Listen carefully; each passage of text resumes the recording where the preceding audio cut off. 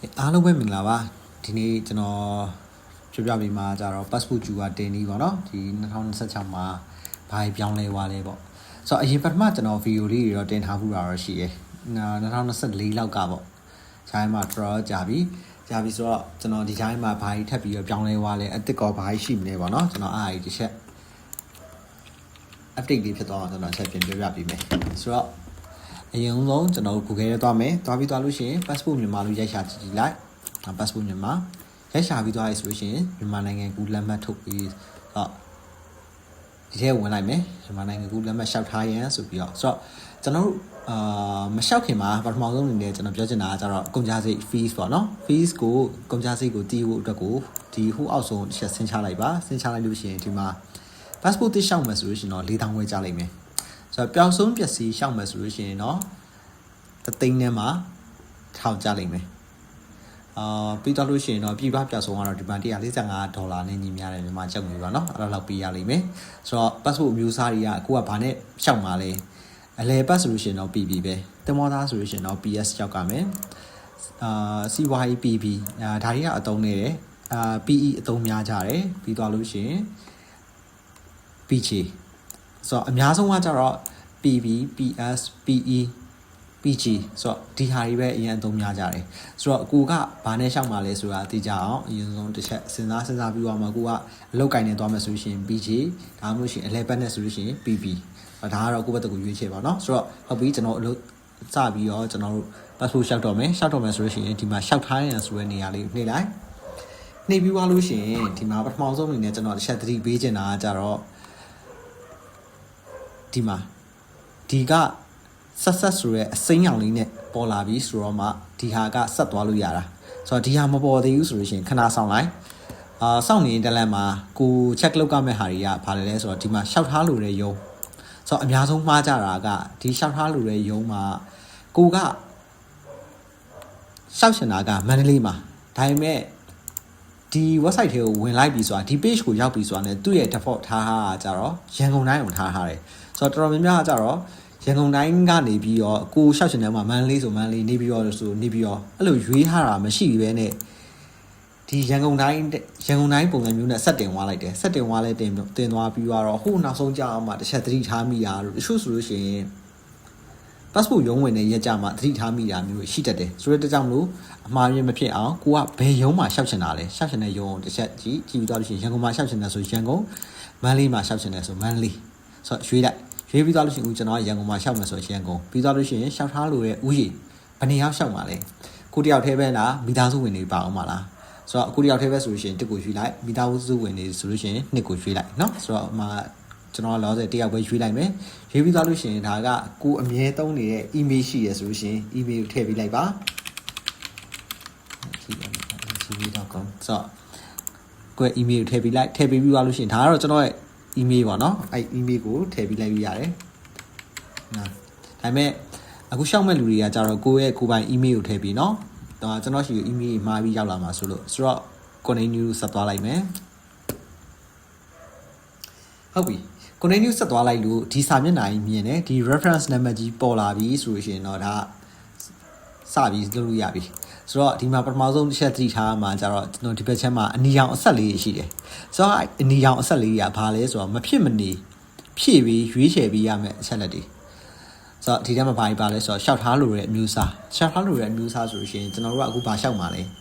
passport အသစ်ရှောက်မှာလားတက်တန်းတို့ရှောက်မှာလားဒါမှမဟုတ်ရှင်ပျောက်ဆုံးပစ္စည်းအတွက်ရှောက်မှာလား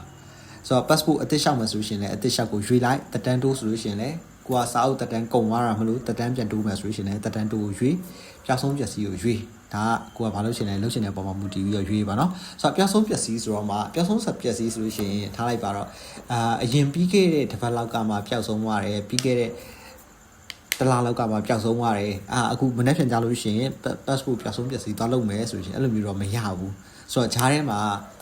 သတင်းစာထဲမှာကြညာထည့်ရတယ်ဆိုတော့ process လေးတစ်ခုရှိတယ်ဆိုတော့အဲ့ဒီဟာရဲ့အသေးစိတ်ကို passport ရုံးမှာကိုနဲ့နီးစပ်ရာ passport ရုံးမှာတစ်ချက်စုံစမ်းကြည့်ဆိုတော့သတင်းစာထဲထည့်ပြီးသွားလို့ရှိရင်4လကြာမှလား6လကြာမှပြန်လာလောက်ကမှလားဆိုတော့အဲ့ဒါကို confirm ပြန်လုပ်ပြီးသွားလို့ရှိရင်ကျွန်တော်အခုအသစ်လျှောက်တဲ့ပုံစံကိုရွေးလိုက်မယ်ရွေးပြီးသွားလို့ရှိရင်နိုင်ငံကူးလက်မှတ်အမျိုးအစားကိုရွေးမယ်ဆိုတော့ဘာကိုလျှောက်မှာလဲအလဲဘက်ကိုသွားမှာလားအလုံးနဲ့သွားမှာလားဒါမှမဟုတ်ရှင် တမောသားနဲ့သွားမှာလား P နဲ့သွားမှာလားဆိုတော့ကိုကလေဘက်နဲ့ဆိုလို့ရှိရင်လေဘက်ကိုရွေးလိုက်ရွေးပြီးသွားလို့ရှိရင်နာမည်ထည့်မယ်နာမည်ဆိုလို့ရှိရင်ထားလိုက်ပါတော့ဒီမှာမြန်မာလူထည့်ပေးရမယ်အဲကျွန်တော်နာမည်ရေးလိုက်မယ်ရေးပြီးသွားလို့ရှိရင်အင်္ဂလိပ်လူဖြစ်မယ်ကောင်းဒီမှာရှိကောင်းဟုတ်ပြီတခြားနာမည်ကျွန်တော်မရှိဘူးမဖြစ်ဘူးကြော်သွားလိုက်တယ်ဖတ်မီမြန်မာလူဖြစ်ပေးရမယ်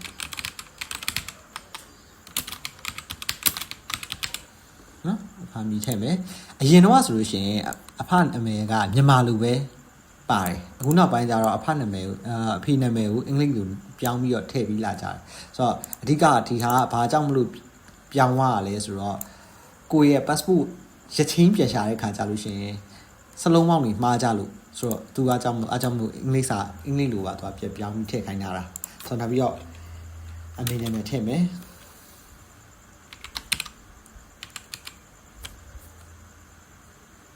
ဒီမှာဦးထည့်ပြီးလိပါတယ်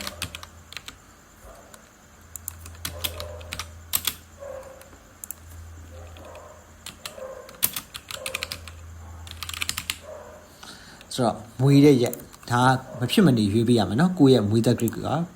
လောက်မွေးလဲ2000ထားလိုက်မယ်2000 January 01ဆိုတော့ကျွန်တော်မွေးသက် grade ကိုရွေးလိုက်ပြီးသွားဆိုရှင်မွေးရဲ့ရက်ကိုရှာမယ်ဘမမွေးရလဲကိုကရန်ကုန်မှာမွေးရလားမန္တလေးမှာမွေးရလားတခြားခိုင်းကြလို့ရှိရင်ပြင်မှာဟိုထိုင်းလန်တို့ USA တို့ထိုင်ဝမ်တို့ Australia တို့အိုက်ဘက်ရှမ်းမှာမွေးခဲ့ရဆိုလို့ရှိရင်လည်းအဲ့ဒါကိုရွေးမဟုတ်ဘူးကိုကရန်ကုန်မှာမွေးရဆိုလို့ရှိရင်ရန်ကုန်ကိုရှာမယ်ရန်ကုန်ကြော်ပါပြီရန်ကုန်နှိပ်ပဲပြီးသွားလို့ရှိရင်ကိုယ့်ရဲ့နိုင်ငံသားစစ်စစ်ကပ်ပြမျိုးစားရွေးချယ်ပါဆိုတာဒီမှာနိုင်ငံရေးစစ်စစ်ကပ်ဒါရှိတယ်ဆိုတော့ဒါကကိုကမှောက်ပုံနေနဲ့ရှောက်မယ်ဆိုလို့ရှိရင်အသက်16နှစ်ပြည့်ပြီးွားပြီဆိုလို့ရှိရင်တော့နိုင်ငံသားစစ်စစ်ကပ်ကိုရွေးပေးရတဲ့ခလေးတွေဆိုလို့ရှိရင်ငွေစင်းကိုရွေးပေးရတယ်ငွေစင်းဆိုလို့ရှိရင်မှာကြားမှရွေးရုံပဲတလားဆိုတော့အဲ့လိုမဟုတ်ဘူးကိုကမှတ်ပုံနေနဲ့ရှောက်မယ်အသက်ကလည်း16နှစ်ပြည့်ပြီးွားပြီကိုရှိမှလည်းမှတ်ပုံနေရှိပြီးသွားပြီဆိုလို့ရှိရင်တော့နိုင်ငံသားစစ်စစ်ကပ်နဲ့ပဲသွားမယ်သွားပြီးသွားလို့ရှိရင်ဒီမှာထားမယ်ရွေးမယ်ဆိုတော့ကျွန်တော်12မြင်းဆောင်အာဆာနာပဲရွေးချလိုက်မယ်ပြီးသွားလို့ရှိရင်အာဆာနာ9 1 2 3 4 5 6ရွေးလိုက်မယ်ပြီးရင်အခုလက်ရှိဒီဘက်ချမ်းမှာကိုနေတဲ့နေရလိပ်စာကိုရွေးပြရမယ်ဆိုတော့ကိုနေတာဘယ်တိုင်းဒေသကြီးမှာနေတယ်တိုင်းဒေသကြီးကရန်ကုန်တိုင်းဒေသကြီးကိုရွေးလိုက်မယ်ပြီးသွားလို့ရှိရင်အိမ်အမှတ်တွေလိပ်စာတွေအိမ်အမှတ်ရယ်လမ်းရယ်မြို့နယ်ရယ်အားရေးပြရတယ်ဆိုတော့ကိုရဲ့မှ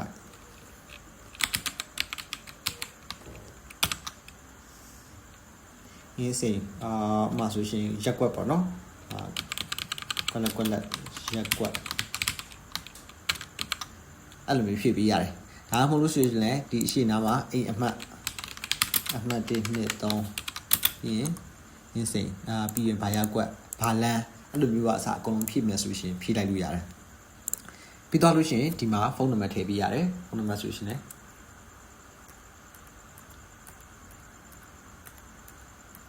ဆိုတော့ဒီမှာကိုယ့်ရဲ့ဖုန်းနံပါတ်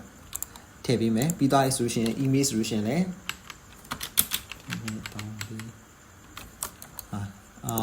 ကိုယ့်ရဲ့ကိုယ်ပိုင်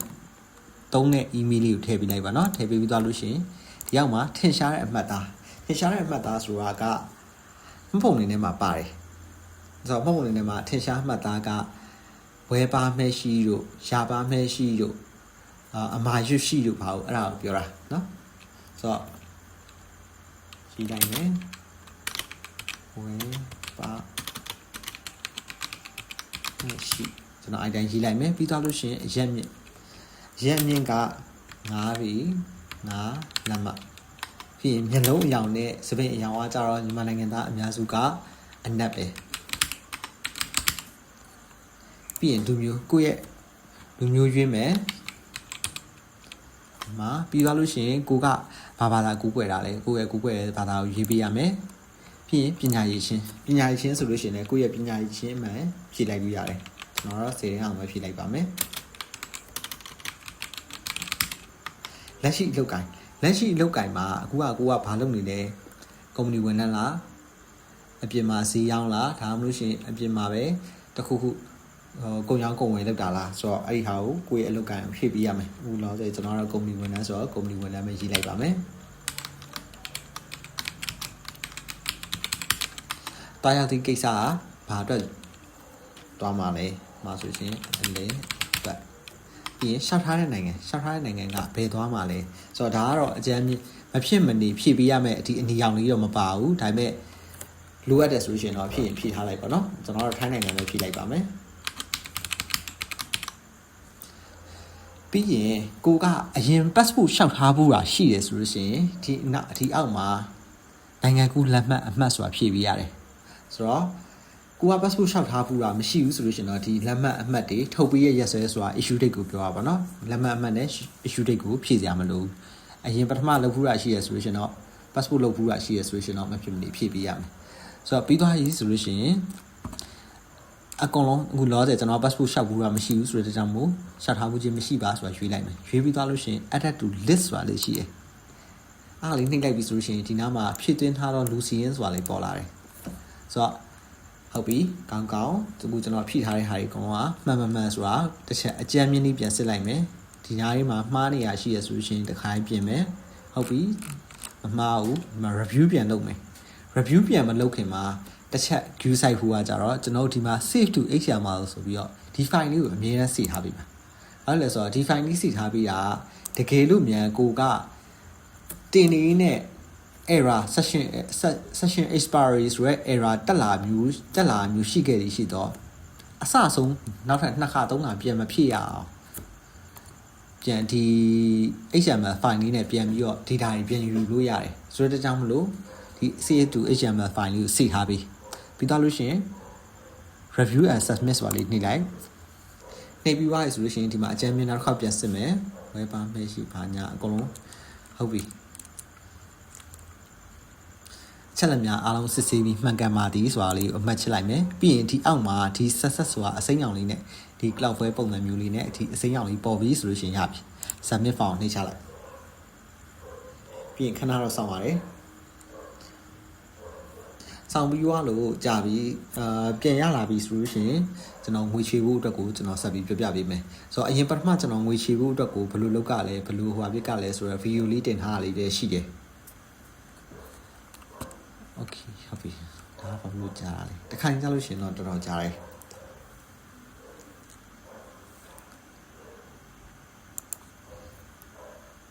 ဟုတ်ပြီကိုကစိတ်မရှိလို့နောက်တစ်ခါပြန်နှိပ်လိုက်ပြီဆိုလို့ရှိရင်နောက်တစ်ခါပြန်နှိပ်တာပဲဖြစ်ဖြစ်ဒါမှမဟုတ်လို့ရှိရင်လုံနေတန်းလန်းပဲဖြစ်ဖြစ်ဒီ session expire ဆိုရဲ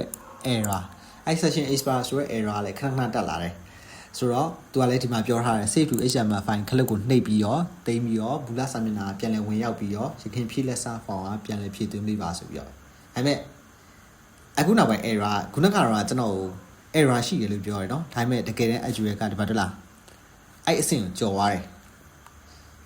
ဆိုတော့တေချာအောင်ပေါ့နော် XML file ကိုစိထားတာတော့ကိုတော့မမှားဘူးဆိုတော့ဟုတ်ပြီကျွန်တော်ဒီမှာငွေချေတော့မယ်ဆိုလို့ရှိရင်ကျွန်တော်ကဘာလုပ်ကြမလဲဆိုတော့ဒီမှာ KVZ ပေးဖြင့်ငွေချေရနှိပ်ပါဆိုတာဒီမှာသူကတော့အရင်ဆုံးကျွန်တော်ဒီမှာဒါကိုချက်ပြတ်စစ်မယ်ဟုတ်ဖို့နာမည်နဲ့မှတ်ဖို့နေနာမည်မှန်အောင်နောက်ဆုံးတစ်ခါပြတ်စစ်မယ်စစ်ပြီးသွားလို့ရှိရင်အဲ့ဒါကို screenshot လေးရိုက်ထားလိုက်ဒီအပိုင်းလေးကို screenshot လေးရိုက်ထားလိုက်နော် screenshot လေးရိုက်ထားပြီးသွားပြီဆိုလို့ရှိရင်ကိုက KVZ ပေးနဲ့နေပေးမယ်ဆိုလို့ရှိရင် KVZ ပေးကိုနှိပ်ဒီမှာကျူဟာကုတ်ငွေချီထားတဲ့ပုံစံမျိုးလေးကြာလာပြီဆိုလို့ရှိရင်အဲ့မှာငွေချီလို့ရပြီနော်ဟုတ်ပြီငွေချီဖို့အတွက်ကိုကြာတော့ပေးထဲဝင်ပြီးသွားပြီဆိုလို့ရှိရင်ကျွန်တော်ဒီဘက်ချက်မှာ scan ဆိုတာလေးရှိရယ်ဒီ scan လေးကိုနှိပ်လိုက်မယ်နှိပ်ပြီးသွားလို့ရှိရင်မနော်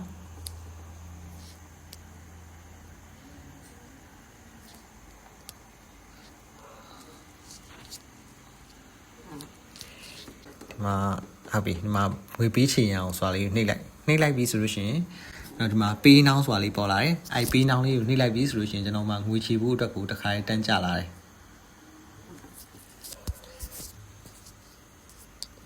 အဲ့ဆိုရပါပြီဗျာနော် ကျွန်တော်ငွေချီပြီးသွားတဲ့အချိန်ဒီမှာဘယ်လိုပုံစံမျိုးပြန်ကြည့်ရမလဲဆိုတော့ဒီမှာမြန်မာနိုင်ငံကကူးလက်မှတ်ထုတ်ပေးရုံးဆိုတာအထက် type ပါတော့ကျွန်တော်ခုနကဝင်တဲ့အတိုင်းပါနော် Google ကနေ passport ရုံး passport မြန်မာဆိုရရိုက်ရှာကြည့်လိုက် passport passport မြန်မာလို့ရိုက်ရှာမယ်ပြီးရင်ဒီထဲကိုပြောင်းဝင်မယ်ပြောင်းဝင်ပြီးသွားလို့ရှိရင်ဒီမှာရချင်းစစ်စီရနေရာကိုပြောင်းဝင်မယ်ဝင်ပြီးသွားလို့ရှိရင်အဲ့မှာနာမည်ရှာမယ်ကိုယ့်ရဲ့နာမည်ကိုတစ်ခါရိုက်ခဲ့မယ် AEUNG က AEUNG ကပုံနဲ့အမှတ်က7နှစ်မြင်ဆောင်အာစာနာ9ဒီနှစ်345 6ဆိုတော့ဒါကြီးအကုန်လုံး session နေချလိုက်မယ်ဒါအရင်ပထမတစ်ခါကြီးကကျွန်တော်စမ်းပြထားတဲ့ခါကြီးဒါဒီနောက်ဆုံးဖြည့်ထားတဲ့ဟာဥအောင်တော့ခန့်ခိုင်ဆိုပြီးတော့ခုနကကျွန်တော်ဖြည့်ထားတဲ့ information တွေအကုန်လုံးပါလာတယ်ဆိုတော့အဲ့ဒီအချိန်ဒီမှာငွေပေးချေရန်ကြံရှိပါသည်ဆိုတာဒါကကျွန်တော်ငွေမချေထားလို့เนาะငွေချေထားပြီးသွားလို့ရှိရင်ဒီမှာဘယ်နည်းရချိန်သွားပါမယ်ဆိုပြီးတော့ဒီနားမှာ QR code ပုံစံမျိုးလေးရယ်ဒါပြီးတော့ဒီနားလေးမှာငွေပေးချေပြီးွားရဆိုတဲ့ပုံစံမျိုးလေးပေါ်လိမ့်မယ်เนาะခိုင်းကြလို့ရှိရင်ငွေချေပြီးွားတယ်ဆိုရင်တော့မှချက်ချင်းကျူကကုတ်တမ်းမပေါ်ဘူးကျွန်တော်ဆိုလို့ရှိရင်ဘယ်လောက်ထိစောင့်လိုက်ရတာမျိုးရှိခဲ့ဘူးလဲဆိုတော့ဒီနေ့ညဘက်7:00 နာရီလောက်ကနေပြီးတော့ငွေချေလိုက်တယ်ငွေချေပြီးွားလို့ရှိရင်နောက်နေ့မနက်ပိုင်း9:00 နာရီလောက်ထိမနက်ပိုင်း9:00 နာရီမဟုတ်ဘူးမနက်ပိုင်း4:00 နာရီလောက်ထိလုံးဝကျူကကုတ်မပေါ်ဘူးဖြစ်နေ